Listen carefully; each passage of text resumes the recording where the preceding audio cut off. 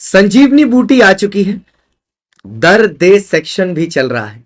तो अब दर्दे सेक्शन के थर्ड पार्ट में आते हैं। और हाँ, मैंने पिछले वीडियो के कमेंट से आपके बहुतों के सेक्शन उठा लिए हैं, जितने भी उस पर कमेंट किया था। तो इसीलिए कमेंट करने का फायदा होता है, आप कमेंट करोगे, मैं पिछले के वीडियो से सेक्शन उठाऊंगा और फिर इस वीडियो में डिस्कस करूंगा।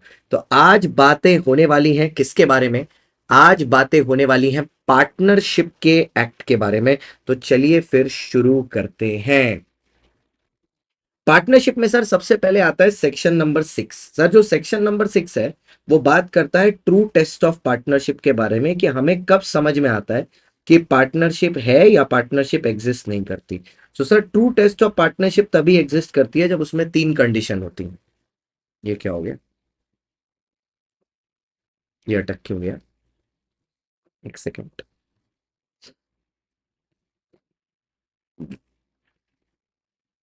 हाँ, ट्रू टेस्ट ऑफ पार्टनरशिप तभी एग्जिस्ट करती है जब इसमें 3 कंडीशन होती हैं, जिनको बोलते हैं मैप, MAP। जिसमें एक आता है सर म्यूचुअल एजेंसी, दूसरा आता है सर आपका अग्रीमेंट, और तीसरा आता है प्रॉफिट शेयरिंग। अब याद रखना, अगर एग्जाम में पूछे what is the essential element for the existence of partnership, तो भी तीनों लिखना। अगर पूछे what is the true test of partnership, तो भी तीनों लिखना। अगर पूछे what is the conclusive evidence of partnership, तो सिर्फ म्यूचुअल एजेंसी लिखना। म्यूचुअल एजेंसी कंक्लूसिव एविडेंस है, ये बताता है कि पार्टनरशिप एग्जिस्ट करती है। ठीक है, अगर म्यूचुअल एजेंसी है, that is one for all for one relationship है, ये दिखाता है कि पार्टनरशिप एग्जिस्ट करती है। ये है म्यूचुअल एजेंसी। जो प्रॉफिट शेयरिंग है वो है परसुएसिव एविडेंस।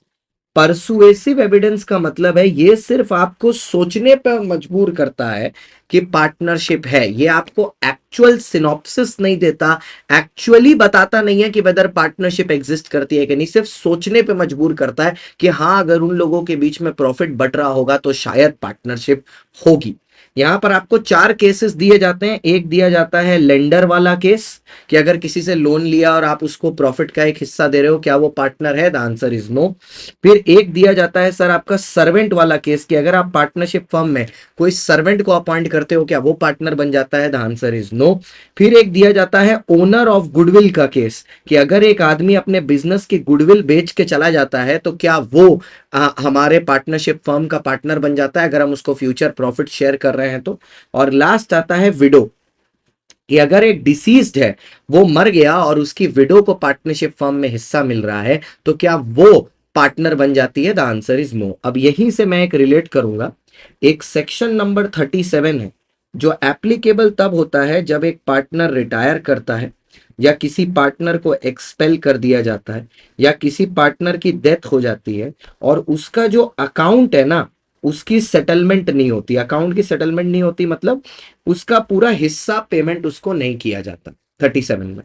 तो सेक्शन नंबर 37 में उसको 2 ऑप्शन मिलता है। एक, वो फ्यूचर प्रॉफिट्स को सेम रेशियो में शेयर करे, ओनली प्रॉफिट्स नो लॉसेस, या तो जितना अमाउंट ड्यू है ना, उसको वो इंटरेस्ट पेमेंट एक्सेप्ट कर ले एट 6% पर एनम। मतलब वो उसको ऐसे एक्सेप्ट कर ले कि भैया 6% पर एनम इंटरेस्ट हमको पेमेंट करते रहो जब तक पूरा अमाउंट पेमेंट ना हो जाए। या तो फ्यूचर प्रॉफिट या इंटरेस्ट, लेकिन ये कब मिलेगा? अगर अमाउंट सेटल नहीं। क्वेश्चन यहीं से आ जाएगा 37 का। लेकिन अगर आईसीआई को पेपर डिफिकल्ट बनाना है तो वो इसमें एक ट्विस्ट देंगे, कि मान लो एक एग्जिस्टिंग पार्टनर है, ये है ए, ये है बी, ये है सी। अब क्या हुआ, सी की डेथ हो जाती, तो सी का एलआर आएगा, ये सी का एलआर है। तो सी का एलआर ए और बी से पैसा मांगेगा, फर्म से पैसा मांगेगा कि उसको दे। अब फर्म उसको 37 का ऑप्शन तो दे ही सकती है, लेकिन मान लो उसको ए बोलता है कि तुम्हारा हिसाब कितने का है, वो बोलता है 10 लाख का है टोटल। वो बोलता है कि हम तुमको पूरा 10 लाख दे दे रहे हैं, इसको बोलते हैं बाय आउट। तो फिर जितना हिस्सा, जो आपको अकाउंट्स में पढ़ाते हैं ना सैक्रिफाइसिंग, तो जितना हिस्सा यहां से जो इनका प्रॉफिट शेयर था वो पूरा ए के पास चला जाएगा। तो जो सी की डेथ की वजह से ओनली ए विल गेन, क्योंकि ए ने ही पर्सनली अपनी पॉकेट से पैसा दिया है, तो पूरा गेनिंग रेशियो ए के फेवर में निकल जाएगा। ये प्रोविजन सेक्शन नंबर 37 में है। ठीक है, तो ये भी हो सकता है कि एक पार्टनर पूरे को पेमेंट कर दे। अब दूसरी बात आई अग्रीमेंट की, ये बोलता है पार्टनरशिप बाय बर्थ नहीं होता है। जैसे एचयूएफ वगैरह होता है वो बाय बर्थ हो जाता है, पार्टनरशिप कभी भी बाय बर्थ नहीं होता। It is always by an agreement between partners. ठीक है, तो अगर ट्रू टेस्ट पूछेगा तो तीनों लिखिएगा, म्यूचुअल, अग्रीमेंट, पार्टनरशिप।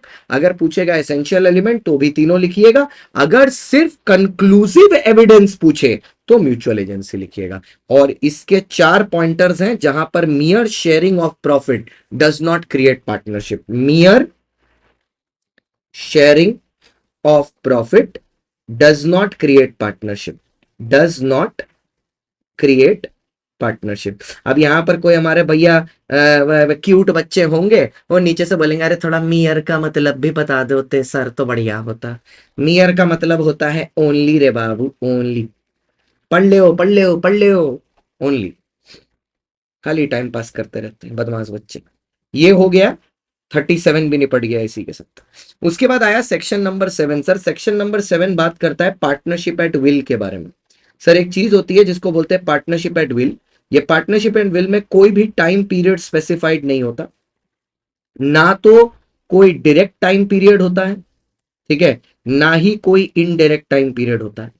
आईसीआई को अगर पेपर डिफिकल्ट बनाना है, वो इनडायरेक्ट का आपको एक एग्जाम्पल डाल के पूछेंगे कि बताओ सर ये पार्टनरशिप एट विल है कि नहीं। फॉर एग्जाम्पल वो ये पूछ लेंगे कि the partnership will continue till as death, तो क्या ये पार्टनरशिप एट विल है या partnership for fix period? The answer is ये फिक्स पीरियड है, क्योंकि पार्टनरशिप एट विल में ना तो डायरेक्टली कोई टाइम पीरियड का डिस्कशन होना चाहिए, ना ही कोई इनडायरेक्ट प्रोविजन होना चाहिए जिससे आप टाइम लिमिट निकाल सको। Partnership at will can be dissolved at any time. Partnership at will जो होती है उसको आप कभी भी बंद कर सकते हो by giving notice to other partners, by giving notice to other partners. आप बस एक नोटिस दो बाकी पार्टनर को और पार्टनरशिप एट विल डिसॉल्व हो जाएगी। Can be dissolve by giving notice to other partners. बस एक नोटिस दो और पार्टनरशिप फॉर्म डिसॉल्व हो जाएगी, और आपको मेहनत करने की दरकार नहीं, इतने में ही काम हो जाएगा। नेक्स्ट, उसके बाद आया पॉइंट नंबर 8। ठीक है, अच्छा नहीं 8 में अब क्या है, हाँ। उसके बाद है 69(2). अच्छा ये 69(2) बेसिकली रजिस्ट्रेशन के बारे में है। अब यहां पर मैं एक चीज बता रहा हूं, मैं कॉन्सिक्वेंसेज ऑफ रजिस्ट्रेशन में नहीं जाऊंगा कि आपस में एक दूसरे को केस नहीं कर सकते, क्योंकि वो तो सबको पता है कि पार्टनरशिप फर्म आपस में एक दूसरे को, पार्टनर फर्म को केस नहीं कर सकता, फर्म पार्टनर को नहीं कर सकता, और आपस में म्यूचुअल सेटलमेंट नहीं कर सकते, लेकिन बाहर वाला कर सकता है। हम इसमें 69(2) समझाएंगे। क्या है सर, समझो। एक पार्टनरशिप फर्म है जिसमें 3 पार्टनर है, ए बी एंड सी। ठीक है, ये फर्म रजिस्टर्ड है, ये फर्म रजिस्टर्ड है, और इसका नाम भी है एबीसी फर्म। ठीक है, अब होता क्या है, इसमें सी की डेथ हो जाती है। सी की डेथ के बाद ये लोग रजिस्ट्रार ऑफ फर्म्स को इन्फॉर्म नहीं करते। ठीक है, और ए और बी मिलके सेम नेम में बिजनेस कंटिन्यू करते हैं। ठीक है, और उसके बाद ये लोग एक केस फाइल करते हैं डी के ऊपर, जिसने इनके साथ एक फ्रॉड किया है। क्या ये डी को सू कर सकते हैं सेम नाम ऑफ द फर्म में, बिना आरओसी को, बिना आरओएफ को बताए? The answer is yes. बोलो क्यों? क्योंकि सर एक पहली बात तो कि फर्म रजिस्टर्ड है, और दूसरी बात जो लोग अभी फर्म में जिंदा हैं, those were the partners eight the time when the firm was registered. क्या बोला? एक तो फर्म रजिस्टर्ड है, दूसरा जो लोग अभी फर्म में जिंदा हैं, they were the partners of the firm at the time when the firm was registered. वो लोग सेम रहे हैं, इसीलिए ये केस हो सकता है। ठीक है, पहली बात। अच्छा, अब इसी में एक चीज और जोड़ देता हूं। लेट्स से कि ये 3 लोग थे, बाकी सारी चीजें सेम रखता हूं, ठीक है, बी सी, और सी की डेथ हो जाती है। इसके बाद ना ये लोग न्यू पार्टनर इंट्रोड्यूस करते हैं, एफ। एक नया पार्टनर लेके आते हैं और उसके बाद ये लोग डी के ऊपर केस फाइल कर रहे हैं, क्या ये केस वैलिड होगा? The answer is no. क्यों? क्योंकि एफ अब जो पार्टनर बना है वो तब पार्टनर नहीं था जिस टाइम पर फर्म रजिस्टर्ड हुआ था। तो आरओसी के पास एफ की कोई डिटेल नहीं होगी, उसके पास सिर्फ ए बी और सी की डिटेल होगी, जिसमें सी मर चुका है बट पार्टनर तो था, लेकिन एफ के बारे में तो उसको कुछ पता ही नहीं है। तो क्या यहां केस हो सकता है? नहीं। अच्छा, एक और सवाल था मेरे पास, ठीक है, एक और सवाल था मेरे पास कि लेट्स से, मतलब जस्ट ऐसे ही अब्रप्ट में बोल रहा हूं कि लेट्स से अगर ऐसा हो कि एक पार्टनरशिप फर्म है, ठीक है, एक पार्टनरशिप फर्म है और और वो अनरजिस्टर्ड है। अब उसके साथ किसी ने कुछ गड़बड़ की तो वो तो उस पर केस कर नहीं सकता फर्म। अब क्या फर्म रजिस्ट्रेशन लेने के बाद उस आदमी पर केस कर सकता है? The answer is yes.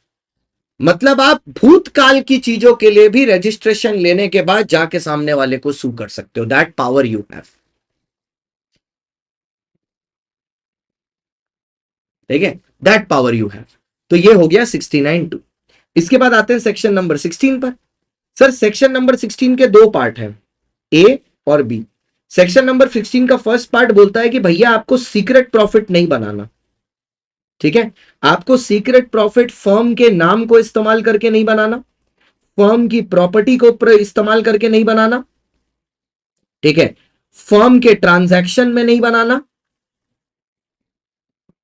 Firm के ट्रांजैक्शन में नहीं बनाना, और फर्म के कनेक्शन को यूज करके नहीं बनाना, ठीक है। इसका हमारा एक एक्रोनिम है नट केस, NUTC, नट केस। ये नहीं करना। और इन केस यू डिड, मान लो अगर इन केस आपने फर्म के प्रॉफिट में प्रॉफिट बना लिया, जैसे एक केस स्टडी उसमें आया था कि भैया सीमेंट का पैकेट 350 रुपया करके मार्केट में मिल रहा है, लेकिन एक पार्टनर के पास वही चीज 250 रुपया में है क्योंकि उसने खुद खरीदी थी ऑन ओन अकाउंट, और वो फर्म को 350 में चिपका रहा है। ये नहीं हो सकता, आप उसको फर्म को 250 में ही दोगे क्योंकि आप सीक्रेट प्रॉफिट फर्म से नहीं बना सकते। इन केस यू डिड, आपको अकाउंट करना पड़ेगा, account for such secret profit. Sir ये account for such secret profit का मतलब क्या है? कि बाकी पार्टनर्स के साथ बांटना पड़ेगा, बाकी पार्टनर्स के साथ बांटना पड़ेगा। अब 16 का बी बात करता है सेम टाइप ऑफ बिजनेस के बारे में, सेम टाइप ऑफ बिजनेस के बारे में। जैसे सर मान लीजिए एक बिजनेस है, ठीक है, ये सेम टाइप ऑफ बिजनेस के बारे में बात करता है। मान लीजिए एक बिजनेस है, ठीक है, लेट्स से कौन सा बिजनेस है, मतलब आप जो बिजनेस कर रहे हो पार्टनरशिप फर्म में उससे सेम टाइप ऑफ बिजनेस है, let's say it is a competing business, ठीक है। तो क्या पार्टनरशिप फर्म के साथ कोई दूसरा कंपीटिंग बिजनेस कर सकते हैं? The answer is yes. आपको खाली करना क्या है, profit of that competing business, profit of that competing business, आप जो प्रॉफिट बना रहे हो उस कंपीटिंग बिजनेस से, उसको आपको अकाउंट फॉर करना है टू द पार्टनर्स, मतलब उसको आपको इन पार्टनर्स के साथ भी शेयर करना पड़ेगा। मतलब ये जबरदस्ती वाली बात होगी, बोल रहे हैं वहां पर जितना पैसा कमा रहे हो वो भी हमारे साथ बांटना पड़ेगा, ठीक है, क्योंकि सेम टाइप का कंपीटिंग बिजनेस है। 16।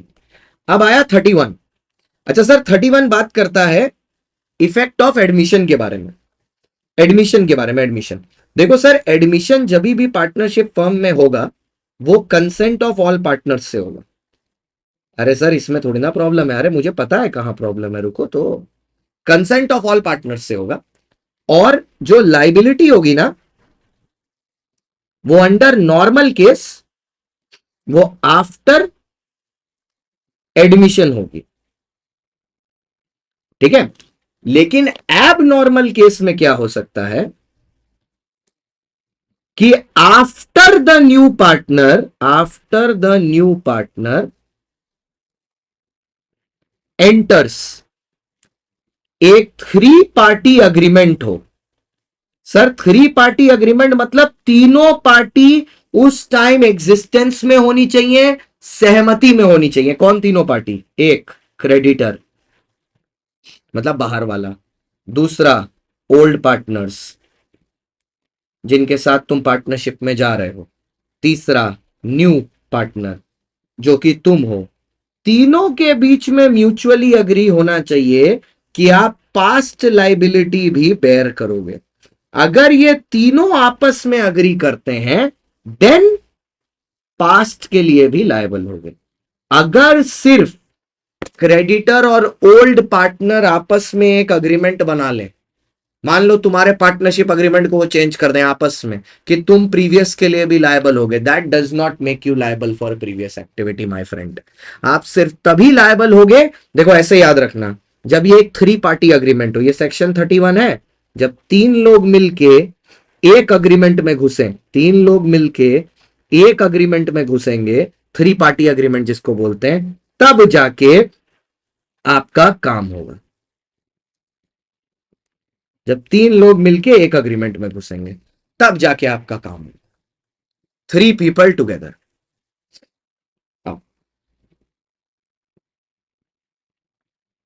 ठीक, नेक्स्ट सेक्शन नंबर 13।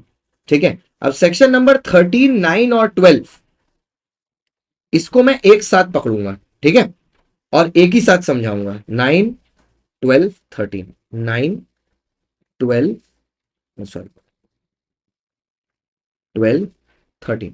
बाबू देखो 9 किस बारे में बात करता है ना, 9 बात करता है जनरल ड्यूटीज ऑफ पार्टनर। मतलब सर ये इन द बिजनेस के बारे में बात नहीं करता, एकदम जनरल ड्यूटीज के बारे में बात करता है जो हर पार्टनर की होती है। ठीक है, हर पार्टनर की, जैसे सर बिजनेस में पार्टिसिपेट करो, ठीक है, बिजनेस में पार्टिसिपेट करो, गुड फेथ में काम करो, ठीक है, गुड फेथ में काम करो, बिजनेस में पार्टिसिपेट करो, फुल इंफॉर्मेशन डिस्क्लोज करो, ठीक है, बुक्स ऑफ अकाउंट्स बनाओ, ठीक है, और अगर कोई पार्टनर मर मरा गया तो उसके एलआर को फुल इंफॉर्मेशन दो, उससे ऐसा पैसा छुपा मत लो कि ये तुम्हारे मरे हुए पापा का इतना पैसा है, छुपा मत लो उससे। ये जनरल ड्यूटीज हैं जो हर एक पार्टनर को पार्टनरशिप फर्म में करनी चाहिए, general duties.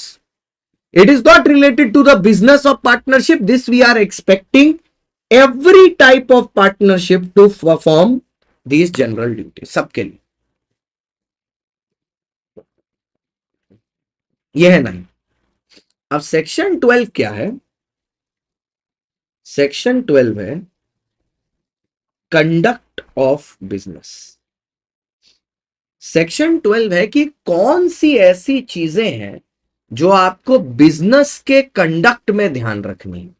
Means these are the things जिनका आपको ध्यान रखना है पार्टनरशिप फर्म का बिजनेस करते समय।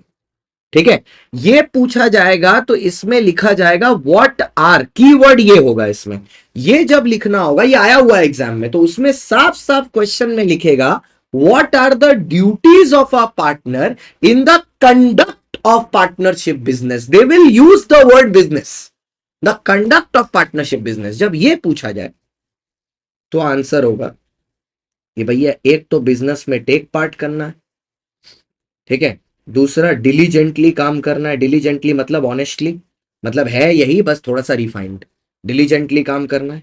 बुक्स को आप मेक भी कर सकते हो, इंस्पेक्ट भी कर सकते हो, किताब बनानी भी है, किताब चेक भी करनी है, ठीक है, और साथ ही साथ भैया जो एलआर है, एलआर, ठीक है, उसको आपको बुक्स अवेलेबल भी करानी है। अब आप बोलोगे सर 9 और 12 तो एक ही जैसा है। हाँ भैया एक ही जैसा है टेक्निकली, लैंग्वेज का 19-20 का फर्क है, क्योंकि जो जनरल ड्यूटी ऑफ पार्टनर होती है तो पार्टनर ड्यूटी पूरी कहाँ करेगा, बिजनेस में ही तो करेगा, घर में आलू पराठा थोड़ी ना बनाएगा, करेगा तो बिजनेस में ही। सिर्फ एक पॉइंट अलग है मेरी जान, क्या है सर वो एक पॉइंट अलग, सुनना।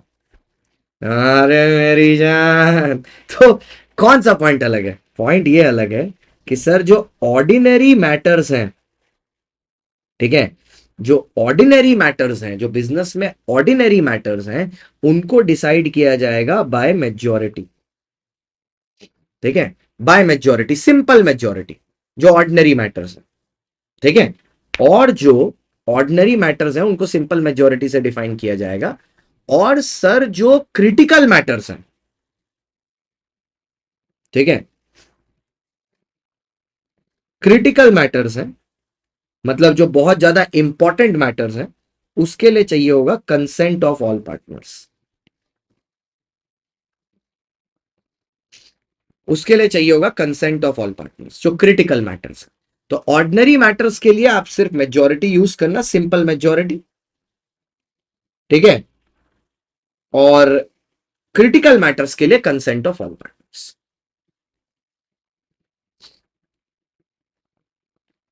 ठीक है, कंसेंट ऑफ ऑल पार्टनर्स। अब आया section number 30, mutual rights and liability. Mutual rights and liability, mutual rights and liability. अब यह समझना क्या है म्यूचुअल राइट्स एंड लाइबिलिटी, ये क्या है। अगर डीड नहीं है तो in the absence of a partnership deed, partners की क्या राइट और लाइबिलिटी होती है। देखो सर, पहली बात तो अभी तक तो हर जगह ड्यूटी ड्यूटी ड्यूटी आया था, पहली बार तो राइट आया। तो जैसे ही आपको दिखे कि कोई क्वेश्चन पार्टनर के राइट के बारे में पूछ रहा है, ठीक है, तो याद रखना वो 13 पूछ रहा है, क्योंकि राइट उसके अलावा कहीं है ही नहीं। एक यही तो राइट है, बाकी सब तो ड्यूटी ड्यूटी ड्यूटी ड्यूटी ही चल रहा था। तो राइट क्या है, राइट है बिजनेस में कि भैया पहली बात तो, ठीक है, आपका अगर डीड साइलेंट है तो पीएसआर इक्वल होगा, ठीक है। रेम्यूनरेशन, मतलब जिसको सैलरी बोलते हैं, वो नहीं मिलेगी। लेकिन इसमें यह भी याद रखना कि अगर वो कस्टमरी इन नेचर है, मतलब पहले से कुछ पार्टनर्स पुराने वाले लेते हुए आए हैं, तो फिर नया वाला जो आएगा वो भी लेगा, तो वो वैलिड है, क्योंकि बाकी सब लोग भी ले रहे थे तो उसको भी मिलेगा। इंटरेस्ट ऑन कैपिटल सिर्फ तभी मिलेगा अगर प्रॉफिट है तो। अगर कुछ नहीं दिया है डीड में कि 6% होगा या 7% होगा या 12% होगा, तो इंटरेस्ट ऑन कैपिटल सिर्फ तभी मिलेगा जब प्रॉफिट हो। अगर प्रॉफिट नहीं है तो नहीं मिलेगा। नेक्स्ट, इंटरेस्ट ऑन लोन आपको भैया देना पड़ेगा 6% पर एनम पर। कितने पे? 6% पर एनम पर। अगर डीड में इससे ज्यादा लिखा है तो ज्यादा ले लेंगे, अगर कुछ नहीं लिखा तो 6% तो देना ही होगा। अब एक पॉइंट आता है 13E, जो बात करता है कि अगर एक पार्टनर ने पार्टनरशिप फर्म के लिए कोई खर्चा किया है, पार्टनर ने फर्म के लिए कुछ खर्चा किया है, तो ये फर्म की रिस्पॉन्सिबिलिटी है कि उसको इंडेमनीफाई कर दे। इंडेमनीफाई मतलब रीइंबर्स कर दे। सेक्शन 13E समझा रहा है फर्म की रिस्पॉन्सिबिलिटी। इसी का उल्टा एक सेक्शन है, सेक्शन 21, जो बोलता है कि ये पार्टनर का राइट है कि अगर इमरजेंसी सिचुएशन में पार्टनर ने कोई अमाउंट स्पेंड किया है तो वो फर्म से रिकवर कर ले। तो अगर आपको एग्जाम में कहीं पर इमरजेंसी सिचुएशन दिखे, कहीं पर ऐसा दिखे कि पार्टनर अपना पैसा मांग रहा है, तो 21 लगा देना, ठीक है। कहीं पर आपको ऐसा दिखे कि फर्म को बोला जा रहा है पार्टनर को इंडेमनीफाई करने के लिए, तो 13E लगा देना। और सुनो सर, अगर आपको दोनों में कंफ्यूजन हो ना तो दोनों लिख देना, कोई दिक्कत नहीं, दोनों में से एक तो सही होगा ही, आपको कुछ नंबर तो मिलेंगे। गलत लिखने में तो पूरा 0 हो जाएगा, इससे अच्छा दोनों लिख देना, दोनों काफी सिमिलर भी हैं, कुछ तो मिलेगा। बट याद रखना, अगर इमरजेंसी सिचुएशन है तो 21 लगाना, जिसमें पार्टनर कुछ ले रहा हो। और जब हम लोग फर्म को बोल रहे हैं पार्टनर को देने के लिए, ठीक है, तो 13E लगाना। जब पार्टनर मांग रहा हो तो 21, फर्म को देने के लिए बोल रहे हो तो 13E। तो इसके साथ 13 हो गया, 9 हो गया, 12 हो गया, 13E हो गया, 21 हो गया। ओके, अब 18 में आएंगे और 18 को साथ में लेंगे, 18, 25, 26, 18, 25, 26 और 27, ये चार साथ में चलेंगे। तो भैया पहले कॉलम बना लें, 18, 25, 26। देखो सर, सेक्शन 6 जो है ना, ठीक है, उसमें भी म्यूचुअल एजेंसी है। एकदम सही बात बोली आपने, ट्रू टेस्ट में।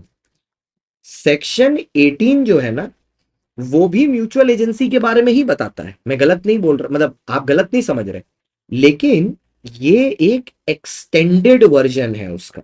जैसे एक गाना पहले निकलता है, और फिर एक गाने में कोई आदमी आता है, अपने 2-4 लाइनें और ऐड करके गाने को एक्सटेंड कर देता है, एक नया मीनिंग देता है गाने को। तो ये 18 एक्सटेंडेड वर्जन है। 6 ने हमको खाली ये बताया कि म्यूचुअल एजेंसी होता क्या, one for all for one, ये सब बता दिया। 18 हमको ये बता रहा है कि इसका इंपैक्ट क्या होता है। जैसे 18 हमको छूटते ही बताता है, ठीक है। 18 की अगर आप लैंग्वेज देखोगे, बड़ा सिंपल सा सेक्शन है, बट वही है, जितना सिंपल है उतना बच्चा भौचक्कर हो जाता है। 18 हमको सिंपल सी बात बोलता है, वो बोलता है sir,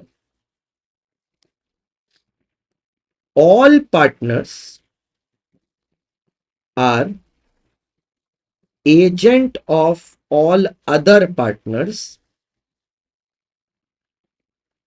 in the conduct of business of the firm. मतलब सर, वो बोलता है हर पार्टनर दूसरे पार्टनर का एजेंट है in the conduct of business of the firm. की वर्ड है बिजनेस ऑफ द फर्म, मतलब जो एक्टिविटी फर्म के बिजनेस के लिए की गई है, उसके लिए सारा पार्टनर दूसरे पार्टनर का एजेंट है, ये बोलता है 18। अब 25 क्या बोलता है, मेरी बात समझना। 25 बोलता है ऑल पार्टनर्स, 25 इन पार्टनर्स की लाइबिलिटी के बारे में बताता है। All partners are jointly and severely liable for activity of other partner। कि सर हर एक partner jointly and severely liable है। जॉइंटली मतलब 4 पार्टनर को एक साथ पकड़ लिया, चारों से रिकवर करेंगे। 3 पार्टनर भग गए उधारी करके, एक ही में हाथ आया, एक से पूरा पैसा रिकवर करेंगे। For the activity of the other partner in course of business. देखो ये फिर से बोलता है इन कोर्स ऑफ बिजनेस, तो बिजनेस से हटके अगर कुछ किए हो तो उसके लिए लाइबिलिटी नहीं होगी, सिर्फ बिजनेस वाली चीजों के लिए लाइबिलिटी होगी और किसी चीज के लिए नहीं। ये 25 बताता है। अब आता है 26। 26 तो मेरा पर्सनल फेवरेट है, क्योंकि ये बहुत इजी है। और बच्चे भाई, इजी चीज मतलब घबराना है। वो सिंपल सी बात बोलता है कि सर फर्म लायबल है अगर आपसे कोई लॉस हुआ है या आपसे कोई रॉन्गफुल एक्ट हुआ है, उसके लिए फर्म लायबल है, प्रोवाइडेड वो कोर्स ऑफ बिजनेस में था और आपकी अथॉरिटी में था। तो यही बात तो 18 ने भी बोली, 25 ने भी बोली। 26 बता रहा है कि भाई अथॉरिटी में होना चाहिए। तो एडिशन देखो, 18 ने बताया एजेंट है, 25 ने बताया लाइबिलिटी है, 26 बता रहा है अथॉरिटी भी होनी चाहिए। अगर अथॉरिटी है और in the course of business है, तो भैया फर्म लायबल है अगर आपकी वजह से कोई लॉस हो गया। मानो मैंने कालरा सर को बोला एक बिजनेस ट्रांजैक्शन करने के लिए, और उस बिजनेस ट्रांजैक्शन में कालरा सर ने कुछ गलती की जिसकी वजह से फर्म को लॉस हो गया, तो इस लॉस को कौन बेयर करेगा? पूरा फर्म बेयर करेगा, क्योंकि भैया बिजनेस ट्रांजैक्शन है और बिजनेस में तो ऊंच नीच होती है, ठीक है। अब क्योंकि कालरा सर ऑथराइज थे, अब अगर यही काम आदि सर ने किया होता बिना अथॉरिटी के, तो भैया हम लोग बोलते कि आदि सर की पर्सनल लाइबिलिटी है। For unauthorised transaction partner is liable. जिसने किया है वो लायबल होगा, ठीक है। लास्ट आया सेक्शन नंबर 27। सेक्शन नंबर 27 बोलता है कि अगर किसी पार्टनर को फर्म ने ऑथराइज किया है फर्म के बिहाफ पर बोरो करने के लिए किसी मनी को या किसी प्रॉपर्टी को, इस चीज से फर्क पड़ता नहीं है कि फिजिकल पोजेशन आया है कि नहीं, ठीक है, उस चीज के लिए फर्म लायबल होगा, ठीक है। अगर उसको वो पार्टनर मिस अप्रोप्रिएट कर दे, मिसयूज कर ले, या ऑल पार्टनर मिसयूज कर ले, क्योंकि बाहर वाला तो फर्म से ही रिकवर करेगा क्योंकि वो फर्म के नाम पर है, because it is in the name of the firm, provided firm ने आपको ऑथराइज किया हो।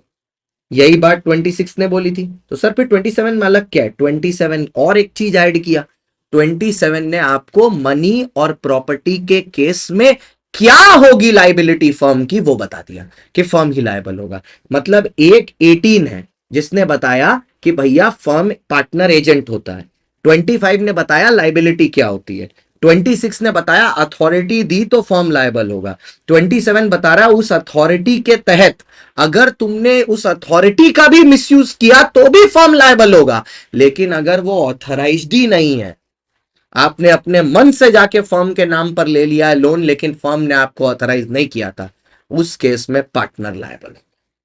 तो इसका सिंक देखो 18, 25, 26, 27 का ये पूरा सिंक में है। 18 बताता है एजेंट, 25 बताता है लाइबिलिटी, 26 बताता है अथॉरिटी में फर्म लायबल, 27 बताता है अथॉरिटी में जो मैं फर्म लायबल था उस पैसे को अगर मिस यूज किया तो भी फर्म ही लायबल। एकदम लिंक में है ये 18, 25, 26, 27।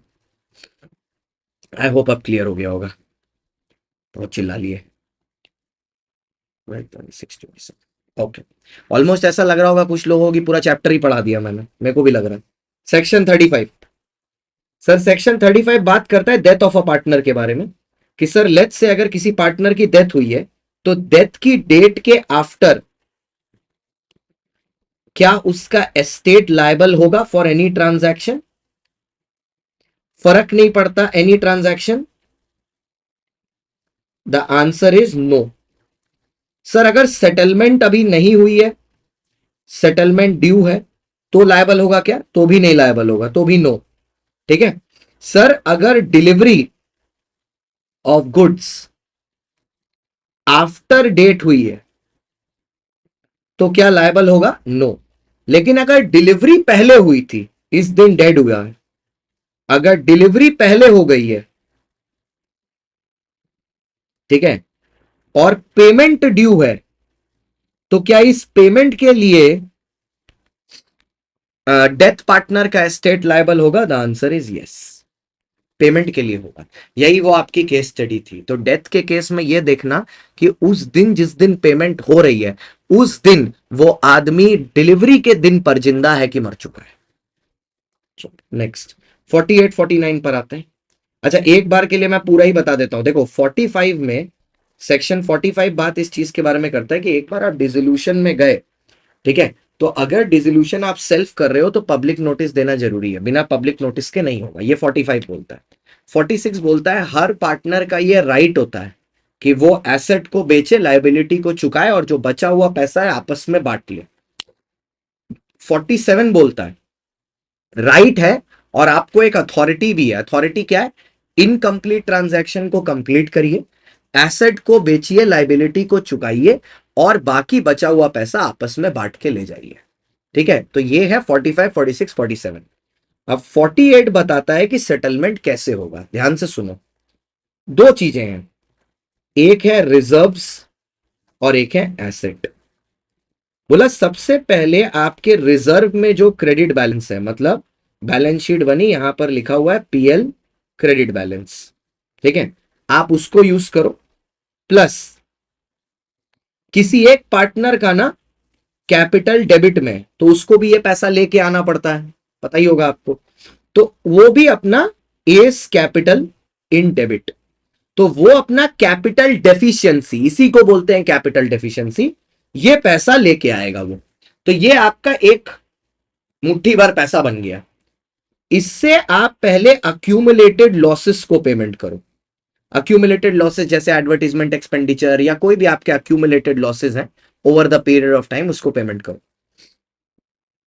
सर अगर ये इनसफिशियंट है, ठीक है, इनसफिशियंट है, तो भैया पार्टनर्स कैपिटल का जो पैसा है ना वो यूज कर लो। वो जो एस बीस कैपिटल, सीज कैपिटल लिखा होता है ना यहां पर, उसको यूज कर लो, पार्टनर्स कैपिटल को यूज कर लो। पहला प्रायोरिटी है रिजर्व, दूसरा प्रायोरिटी है पार्टनर्स कैपिटल। सर अगर इसमें भी इनसफिशियंट है, मान लो अभी भी इनसफिशियंट है,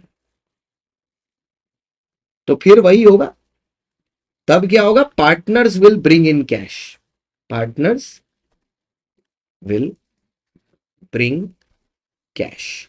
तो आपने क्या किया सर? बहुत सिंपल, पहले आपने बोला कि पहली सेटलमेंट भैया यहां कर लो कि रिजर्व से लॉसेस पेमेंट कर लो, अगर वो हो गया वेल एंड गुड। अगर वो नहीं हुआ, ठीक है, रिजर्व से लॉसेस नहीं हुआ, तो फिर उस केस में जो हमारे पार्टनर के कैपिटल का पैसा है वो इस्तेमाल कर लो। अगर उससे भी नहीं हुआ तो फिर पार्टनर कैश लेके आएंगे। एसेट का क्या होगा, ये तो सिर्फ रिजर्व रिजर्व का हुआ। अब एसेट, एसेट का जो टोटल होगा उससे सबसे पहले आप पेमेंट करोगे एक्सटर्नल लाइबिलिटी। एक्सटर्नल लाइबिलिटी जैसे हो गया बैंक लोन, क्रेडिटर्स वगैरह। उसके बाद आप पेमेंट करोगे पार्टनर्स लोन। देखो बुक में लिखा हुआ है partners loan which is relatively due on it's capital, which is basically partners loan. उसके बाद आप पेमेंट करोगे पार्टनर का कैपिटल। अगर इसके बाद भी आपके पास सरप्लस बच गया तो आप उसको share in PSR, profit sharing ratio में सारे लोग बांट लें। That is section number 48। अब 49 क्या है, ठीक है, सेक्शन नंबर 49 देखो सर, सेक्शन नंबर 49 बोलता है जो फर्म का एसेट है, फर्म का एसेट क्या होता है, जो फर्म के नाम पर खरीदा गया होता है, उससे फर्स्ट फर्म की लाइबिलिटी पे होगी। लेट्स से फर्म का एसेट है 200 करोड़ और लाइबिलिटी है 350 करोड़, तो पहले फर्म के एसेट से फर्म की लाइबिलिटी पेमेंट होगी, ठीक है। उसके बाद ये बोलता है, फिर आता है पार्टनर का एसेट। पार्टनर का एसेट है लेट्स से 150 करोड़। पार्टनर का एसेट मतलब जो पार्टनर के पैसे से खरीदा गया, उससे पहले पेमेंट होगी पार्टनर की personal liability. Let's say partner का एक पर्सनल कार लोन था, ठीक है, एक कार लोन था लेट्स से 2 करोड़ रुपए का, ठीक है, वो पेमेंट होगा। अब ये पेमेंट करने के बाद इधर बचा 148 करोड़, इधर पेमेंट करने के बाद 150 करोड़ शॉर्ट पड़ रहा है। शॉर्ट कैसे पड़ रहा है, 150 करोड़ नेगेटिव कैसे आया, ये भी आधे लोग नहीं समझ पाएंगे, मैथ्स तो गजब है ना। तो लाइबिलिटी है 350 की, देना है 350, मिला है 200, तो कितना शॉर्ट है, 150 शॉर्ट है। तो ये 148 उसके बाद यहां पर यूज किया जाएगा। अब बोलोगे सर 2 करोड़ रुपए तो नुकसान हो गया, अब नुकसान हो गया तो हो गया, कुछ नहीं कर सकते, बाहर वालों को भी बर्दाश्त करना होगा। पार्टनर पूरा सब कुछ अपना सारा एसेट बेच दिया, उसके बाद भी 148 ही आया तो 148 ही देगा। अब और क्या करेगा, क्या किडनी बेच देगा क्या अपना, वो तो नहीं आएगा। तो सेक्शन 49 बेसिकली बोलता है that the assets of the firm will be first applied to pay the liability of the firm. Asset of the partner will be applied to pay the liability of the partner, and then any surplus will be used towards firm liability. पहले partner अपना अपना payment करेगा, उसके बाद कुछ बच गया तो फर्म को दे देगा। अब सेक्शन नंबर 19 और 22। सर कोई भी चीज पार्टनरशिप फर्म में इंप्लाइड अथॉरिटी के अंदर तब मानी जाती है, इंप्लाइड अथॉरिटी का मतलब है कि कोई भी पार्टनर उसको कर सकता है अगर उसमें कन हो तो, मतलब वो एक कॉमन बिजनेस ट्रांजैक्शन हो, वो यूजुअल मैनर में किया गया हो, और वो in the name of the firm किया गया हो, तो उसको बोलते हैं कन। ठीक है, कॉमन मतलब जैसे डॉक्टर के क्लिनिक में पेशेंट को चेक करना कॉमन ट्रांजैक्शन है, और स्टेटिस्कोप से ही चेक करना है। अब डॉक्टर माइक से चेक करने लगेगा तो वो कॉमन ट्रांजैक्शन नहीं होगा। तो कॉमन है, यूजुअल मैनर में है, and in the name of the firm किया होना चाहिए, तो वो एम्प्लॉयड अथॉरिटी के अंदर माना जाता है। ये बात 22 में लिखी है that it should be in the name of the firm, ये बात सेक्शन 19 में लिखी है। अब दोनों में बताया ये जाता है कौन सी ऐसी एक्टिविटी है जो outside implied authority, outside implied authority. तो इसमें ना कुछ एक्टिविटीज के नाम आते हैं, जैसे इसका मेरा एक एक्रोनिम है, IPL world cup final is played between Delhi and Bangalore, जिसमें आता है कि जो इनमूवेबल प्रॉपर्टी है वो ना तो पार्टनर खरीद सकता है, बाय भी नहीं कर सकता, सेल भी नहीं कर सकता। इनमूवेबल प्रॉपर्टी ना खरीद सकता है ना बेच सकता है बिना फर्म के परमिशन के। Partnership firm to be partner in another firm, अपने पार्टनरशिप फर्म को दूसरे पार्टनरशिप फर्म में पार्टनर नहीं बना सकता। वो तो ऐसे भी नहीं बना सकता, क्योंकि एक फर्म दूसरे फर्म में पार्टनर नहीं बन सकता, क्योंकि सेपरेट लीगल एंटिटी नहीं होती है। तो चलो ये तो मैटर सॉर्ट हो गया। नेक्स्ट, इसके बाद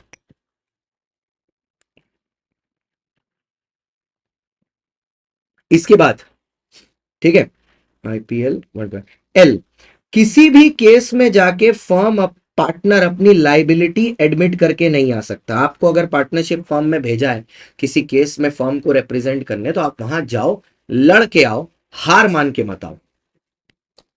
विड्रॉ नहीं कर सकता किसी केस से, कि भैया आप वहां पर गए, आप जीत रहे थे, फिर भी विड्रॉ करके चले आए कि नहीं भैया हमको लड़ना ही नहीं है, टाइम नहीं है मेरे पास। आप फर्म के बिहाफ पर गए, पूरे फर्म से पूछ के करिए, इंडिपेंडेंट नहीं करेंगे। या कॉम्प्रोमाइज नहीं कर सकता किसी केस में, सेटलमेंट नहीं कर सकते आप। आपको लड़ने भेजा, आप लड़िए, ठीक है, सेटल करके मत आइए, क्योंकि सेटलमेंट करने नहीं भेजा आपको। फर्म का bank account in own name नहीं खुलवा सकते। आपने फर्म का बैंक अकाउंट पार्टनर अपने नाम पर खुलवा ले रहा है, राजीव वर्मा के नाम पे फर्म का बैंक अकाउंट खुला है, सारे ट्रांजैक्शन राजीव वर्मा के उसमें जा रहे हैं, क्यों जाएंगे भाई? फर्म है, फर्म के इसमें जाएंगे। दूसरा है आर्बिट्रेशन। देखो सर, बात समझना, कोई बाहर वाला आपके फर्म के ऊपर केस करे, आप लॉयर अपॉइंट कर सकते हैं।